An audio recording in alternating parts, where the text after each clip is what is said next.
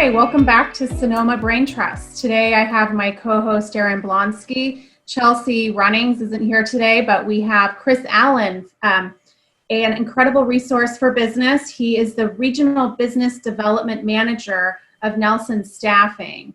And we brought him here to talk a little bit about what's going on in the employment market as of now. There have been some changes and provide some tips for businesses. So Chris, can you give us an overview? Sure, absolutely. I think even in the last week or 2 weeks, we've had a lot of really positive news, good news around certainly the North Bay, but the whole Bay Area as well. The jobs report that came out, of course, has everybody quite excited, and some kind of growth is what we always want, specifically in the North as well. You know, here at Nelson, we're seeing a lot of additional requests for people for roles. So that's exciting. You know, we were an essential business, never quite closed down, but it helped us keep our finger on the pulse of what was happening up here. And so most recently, it's really quite fascinating. We're talking and hearing, getting requests for roles in the sales, marketing, and HR spaces specifically. And that's excellent. You know, that we read into that's people ready to grow, ready to open up again, and kind of capitalize on the opportunities that there will be as we've opened up. I mean, I think yesterday we opened up a lot more of the hotels, the hospitality, et cetera, up here. And so that's gonna be good stuff. So, but to hear and to talk to clients about sales and marketing and HR roles, all of which, in my opinion, sort of support that growth, is excellent. And we can't really get away up north without mentioning harvest. You know, making wine's what we do. And a lot of excellent planning and scheduling already in place. A lot of clients coming to us. A lot of the numbers are good numbers, and we've already had 2 excellent years by all counts. I mean, really, really good years.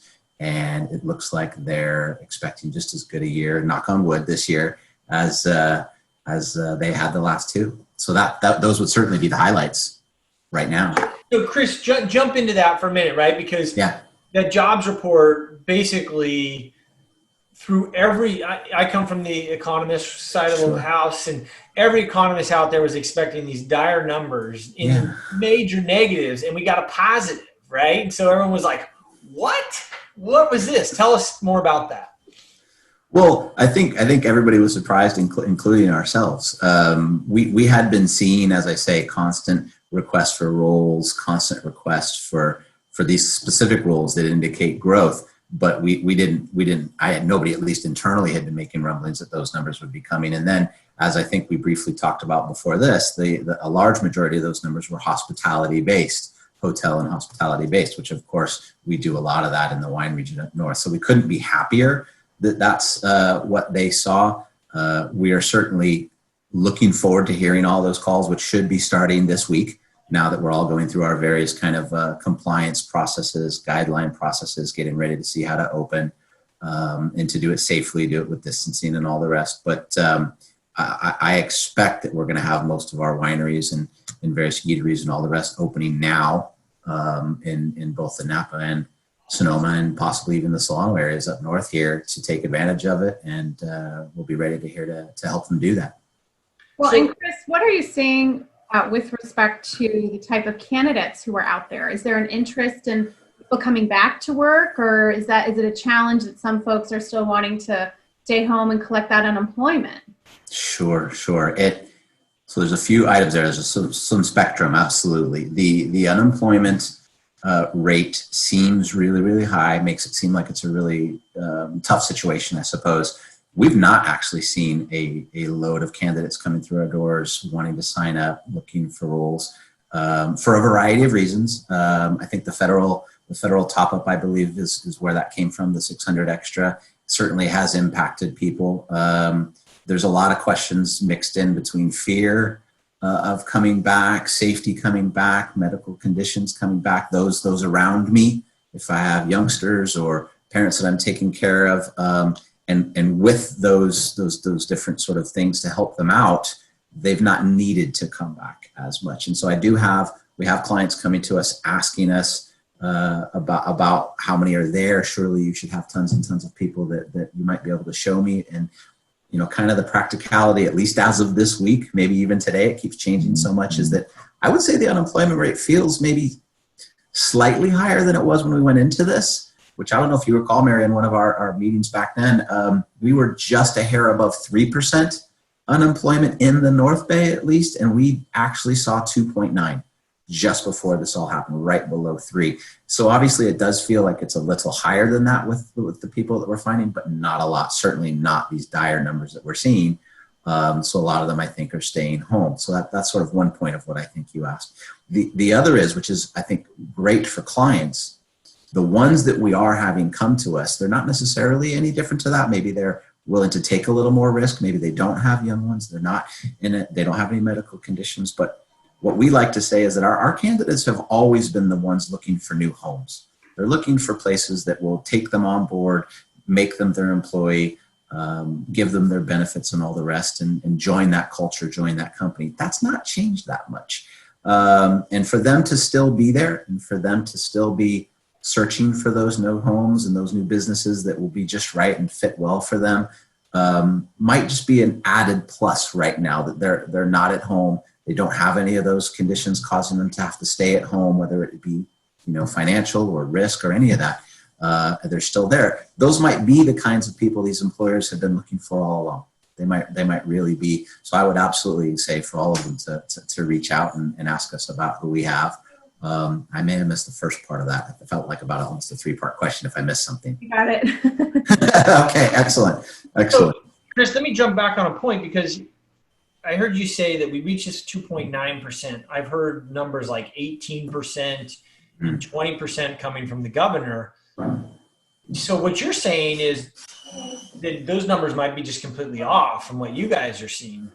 Am I hearing you correctly? You are hearing me correctly in terms of, and I don't know a proper term for this really, because it's such an odd situation we're in. It wasn't economics that put us into this, right? Like the previous issues. It's such a constrained, and I don't want to call it an artificial environment because it's a biological problem that we're facing, but I guess maybe some form of virtual unemployment or practical unemployment. A lot of those people in the 18 and the 20 and the whatever, a large chunk of them, for all their own reasons, are not actually ready, able, willing to come back to work yet. As I said, whether it be medical or childcare or just concern about being in the public again. So if they're not ready, able, willing, then they're not necessarily considered unemployed. Is that how you look at it? Yeah, practically I am. Yeah, I'm not an unemployment kind of categorization specialist, so don't put me in a box there, Daren, because I know that there's some categories. But yes, if that's what you're hinting at, yeah, a lot of these might not be considered truly unemployed, I suppose, because they're choosing for their own reasons not to want to be looking, to be searching for roles. But it is a tick higher. We definitely, when we go look for certain people to fill certain roles, they are there. We are finding them, and sometimes we're finding 2 or 3 of them. It's still tight. It's not like somebody wants a sales director, for example. It's not as if we're finding 6 or 3. We're finding 1, maybe 2, maybe 3 if we're lucky. So it's still quite tight. But that might be businesses, and it might be candidates taking advantage of the conditions as well to reevaluate what they're looking for, or which company they want to be at as well, both sides of the equation, right? That might be what they're doing right now. So what I am hearing though is that it's very possible that supply and demand, that because there's so many people are not willing, able, and ready to come back to work, there's actually more supply than, say, demand for people who want jobs. So that's creating an equilibrium. Whereas if people weren't fearful of coming back to work, then maybe there would be more demand than supply. Absolutely. I think that's fine. In my head, it took me a sec. I had demand on the other side of that equation. But yes, there are, at least as of today, again, this week, as we're walking our way through this, definitely more businesses seeking people in our experience than people looking, right? And that covers the roles I was talking about, kind of that sales, that marketing, that HR. There's a very interesting middle ground as well, which is sort of admin and reception. We're seeing some just regular office and admin roles kind of creep up a bit as well. And I think that that's greeting people if they do choose to come in. That's customer service. That's engaging with the public. And so there's a lot you can read into that when people are are looking for those roles. And, you know, again, we're an essential business. A lot of business up here, manufacturing and wine across the board was essential. And so the light industrial, the warehousing, the forklift, all the pickers, packers, wine club, anything you can think of to do with wine and food products has stayed up, fairly up. And so they're looking for more of those. I have some clients that we've helped go 4x10 schedule because they need to do more, they need to produce more, they need to get more out the door. We have clients who have added shifts to what they're trying to do because things are good on that side. If it goes into a grocery store, it was considered essential. We do a lot of that up here in the north, from 101 all the way through those valleys to 80. We do a lot of that, and that's been really beneficial to us up here. And you know, myself and Nelson have loved helping all of them figure out how to do that from the beginning. When, oh my gosh, do we even remember the beginning of this, when everybody was sort of between, it'll be fine. We used to talk about the flu rates were higher. I remember we all said that, right? And okay, I think we were a little wrong. To now, where we have guidelines, we have policies, we're used to masks. We all have 4 different kinds of masks, temperature checks, working with clients on whatever their guidelines are, and finding as safe a way as we can to keep going forward and to keep doing business, transacting, right? Because unless we're all going to wait for a vaccine, the economy can't really do that. Now, Chris, are you seeing any differences in wages or salaries that people are wanting or employers are offering because of the decreased interested labor pool?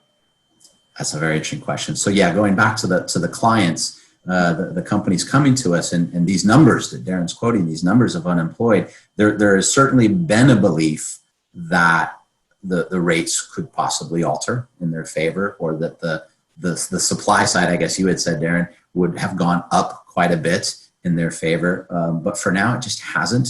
At least here at Nelson, we try to price very, very market, right where, you know, not over, not under, just reasonably right where the market's at. And it changes a little bit here and there, but we're really seeing it about the same as when we went in. It's still a candidate market, I would say, at this point. Again, anything could change tomorrow depending on what we see health-wise, but because unemployment, practical, virtual, whatever, we were making a word up here, Daren, whatever it really is, still maybe slightly above that 2.9, that 3, still kind of puts the rates in their hands. Possibly more so with the demand on the businesses, you know, adding 4x10s, adding shifts, wanting to take advantage of supplying stuff that goes into grocery stores, and taking advantage. I mean, wine sales, I can't remember where I read the quote, but wine sales was up, I believe, 30%, because we're all at home and we're all helping that industry. So we gotta get more of it out there, right? So yes, Mary, but not maybe in the way that they were hoping.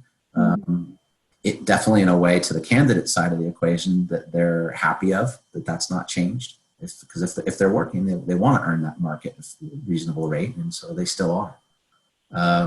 Not a lot of shift. I don't remember all the dates. I believe the top up is through July currently, and our government's looking at how they might alter that, change that, remove that. So we need to wait to see where that might place us in terms of your question and changing the formula. But right now, with the unemployment and the federal top up, I don't see it changing that much.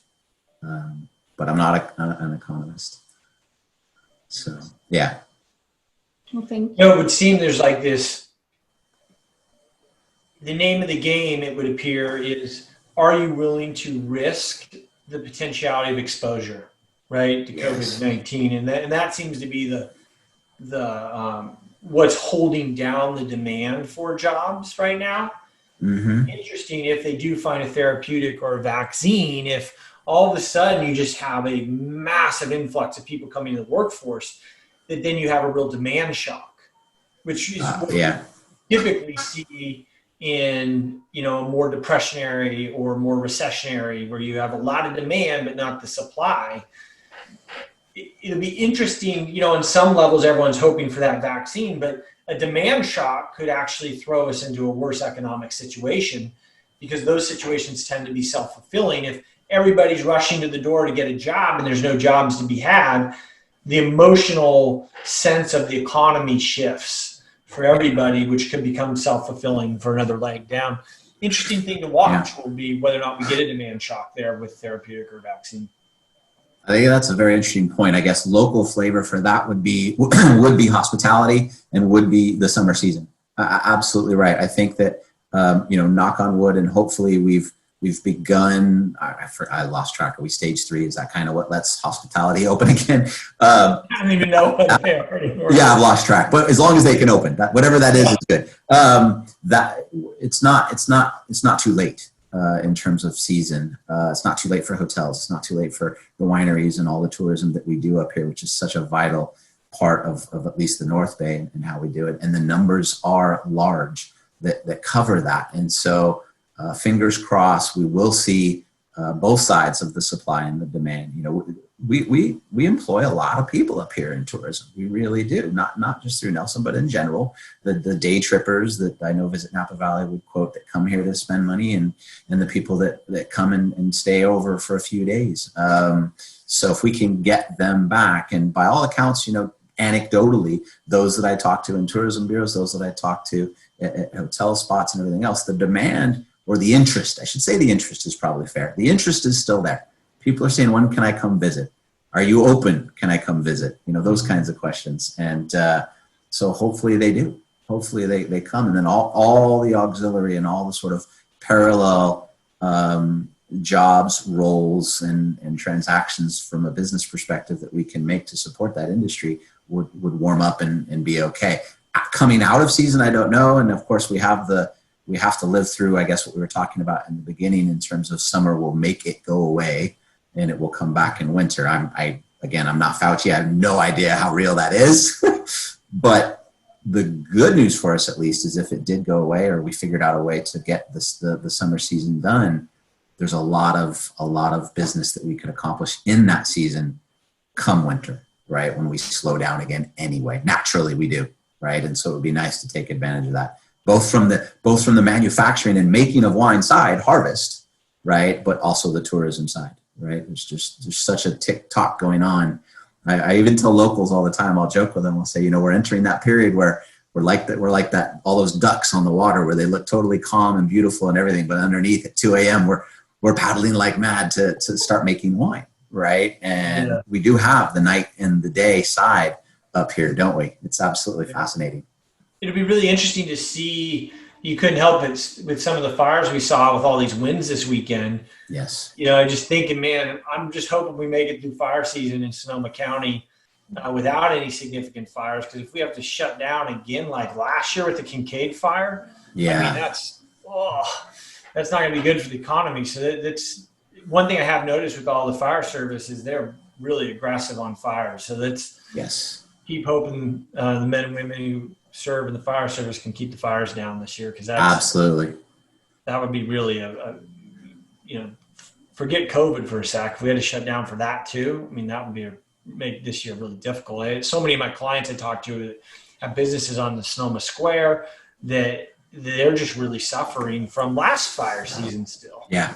Just trying to make up for that, right? Yeah. How about solvency issues? Have you guys seen many clients going under that were surprises to you, or?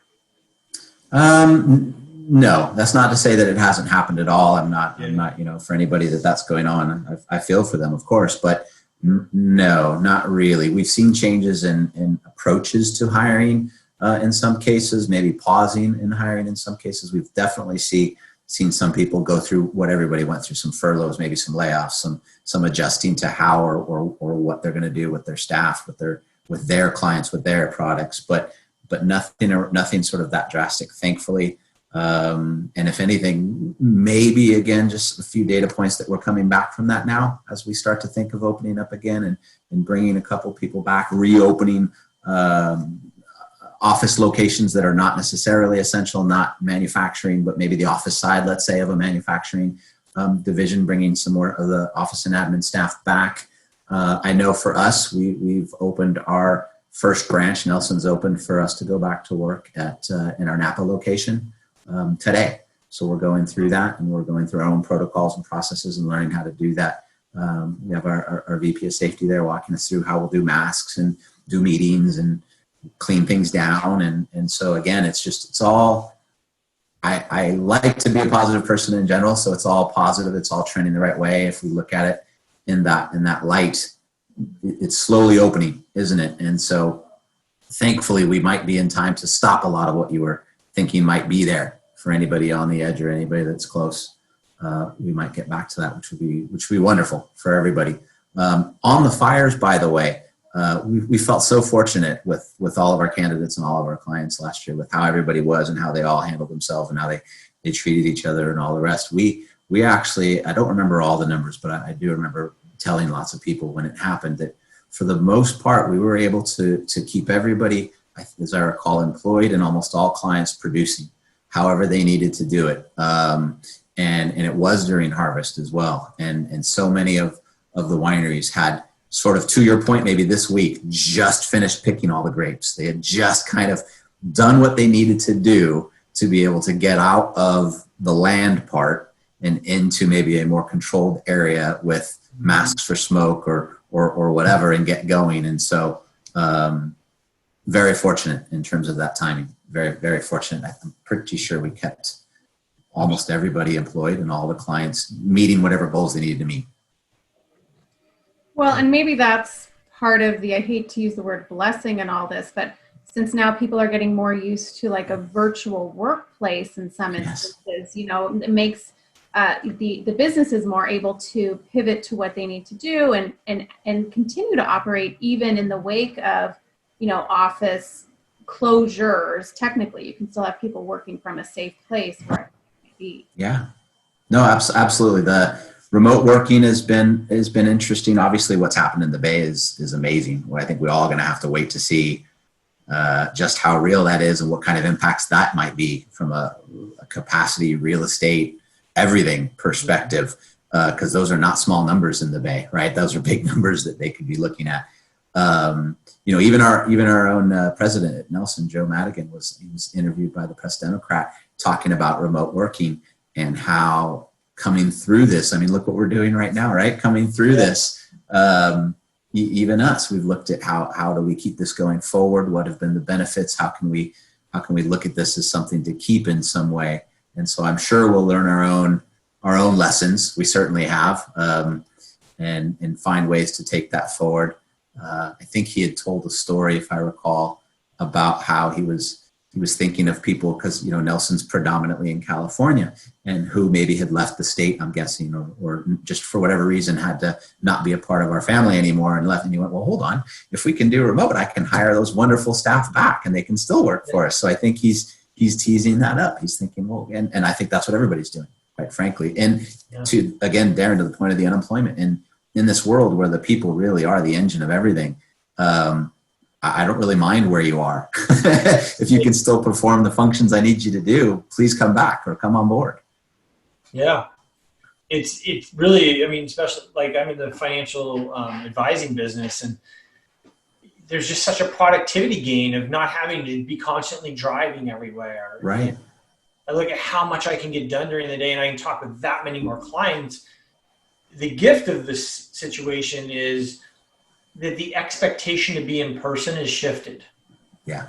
Whereas before I think as business owners, we're managing with our clientele, like, oh, they probably want me in person, those type of things. And there's a gift to being able to say, I'm going to lean into this and let it shift how I do stuff. And then because the consumer is expecting different too, you know, there's big opportunity, I think, for people who embrace it and see and learn how to manage online their teams, right? You know, and that's another skill set that has to get learned as well. It's how do you manage all your people remotely?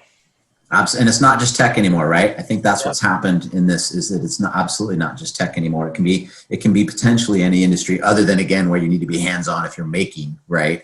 But other kinds of roles can be remote. I don't remember the article, but I do remember reading about candidate staff. The concern and the focus was how are they being managed? Are they happy? going through the kind of emotional cycles of being at home. If you weren't used to being at home, you didn't roll it out as part of a larger process, but now you're there, you're stuck, you're there, it's happening. How is that working? And the biggest takeaway when I read that particular piece was that 90% of remote workers felt that they were trusted to be doing their job, and that was a real big element of being able to get it done properly, get it done right. When you think of, as you say, productivity, the employee balance, et cetera, 90% of them believed that they were trusted to do their job. That was what they were feeling in this survey to get the job done.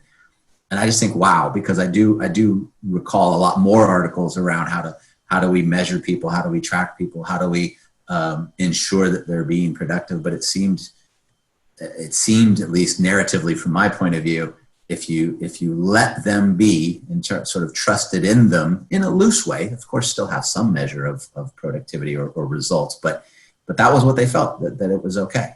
And 90% is a really big number, right? So you have to imagine that their managers across the spectrum were managing them in all kinds of different ways, and yet they were all comfortable. So I think that's a really good data point to suggest that, again, all sectors might keep this going in some way. Yeah. As you say, when you look at the valuations of Zoom stock and Microsoft stock, yes, yeah, that's going to be the case. The market says this absolutely. is Well, and I'm assuming where you're both from as well. I just read Sonoma was the #2 most popular place to want to move to for remote workers, second to Sacramento for the North Bay. Wow. So, wow, right? Wow. Yeah. So that's not thinking about it. I mean, that must be based on real estate, and must be based on transactions, or at least meetings and virtual viewings and activities. Yeah. So my goodness, I think it must be becoming real. Well, and our co-host Chelsie Runnings has spoken the last few times about, that reality here and how the real estate market is actually increasing, and you're having people pay over market cash to move here. So in really what is traditionally, like, people are forecasting it to be a little bit of a down market, that's not happening at all because of exactly what you said, Chris. I didn't. That's more concrete, which is great again for us. Absolutely great. I would love that if we get far more people coming in. Those are new people to talk to and new opportunities, probably new businesses. It's all cyclical. It all feeds itself, and that's just super exciting. Especially if any of them are sales, marketing, or HR people. Moving here, send them my way. Right. But there's so many pieces to this. There's just so many pieces, and I think that somehow, even in this sort of extra horrible time with what's going on with the Black Lives Matter and George Floyd and all the rest and all of that, we've tried very hard, I think, to find a positive to all of this. And there's, I think, a lot of elements where that is the case, whether it be financial, economic, cultural, even work style, et cetera. I'm at least heartened with what I see and feel all around me all the time. And we've come through a lot of hard parts, tough patches, if you think about what 2020's looked like. But I actually remember seeing some news pieces as well where people were saying, wow, 2020 has been a year for change. 2020 has been a real year for change in the right direction, positive change. Whereas I think in the beginning of this, everybody was saying 2020 redo, 2020 start over. Just skip it. We're going to 2021. That's how I'm saying. Right. And gosh, Daren, I hope it doesn't. But if some fires do, we have the quail fire right now today behind us over here in the background area, right? So hopefully they're gonna be okay. But we'll find a positive way through it. I think we will. Again, I'm just that way inclined to believe. Chris, you're up in Vacaville? No, I'm based out of Napa. We have a Napa office at Nelson. We have a Fairfield office in Nelson, which I believe is hoping to open next week again to our staff. Not people yet. Sorry, we're still going to do virtual interviews and things like that for the staff, but for us to try and get back and feel it out and get some sense of normalcy. We have offices up here as well in Santa Rosa, Petaluma. I think mostly would cover the North Bay, but all around the Bay Area, Sacramento. I don't remember them all. I believe we had some in Southern California. So yeah, we cover a lot of California. Absolutely. Yeah, great. And if we don't, we'll tell you where to go. That's fine. Look, we're here to help both sides. Nelson celebrated 50 years this year. We're a strong believer in relationships, and if we can't help you, we're just going to try and build a relationship and get you what you need. And maybe next time business will come, and that's okay. Yeah. Well, great, Chris. We really appreciate you taking time with us today. And Mary, anything else you had? And no, I just really want to thank Chris for his time. I know it's super busy right now with everything reopening and the demands, and you're such an incredible resource for me and my clients. And I thank you for that and for sharing your moment today with us here. So sure. Well, thank you for the opportunity to speak and to reach out to your audience and all the rest. And I look forward to coming back for some kind of checkup, because this is definitely, we're saying unprecedented at the beginning. Can we say crazy times now? I don't know. But yeah, I'd love to come back and see where we are then. There is no doubt things will change tomorrow. Tomorrow, exactly. Yeah, tomorrow. It's that quick. Yeah. Thank you very much. Lovely. Thanks, Chris. Appreciate your time. All right.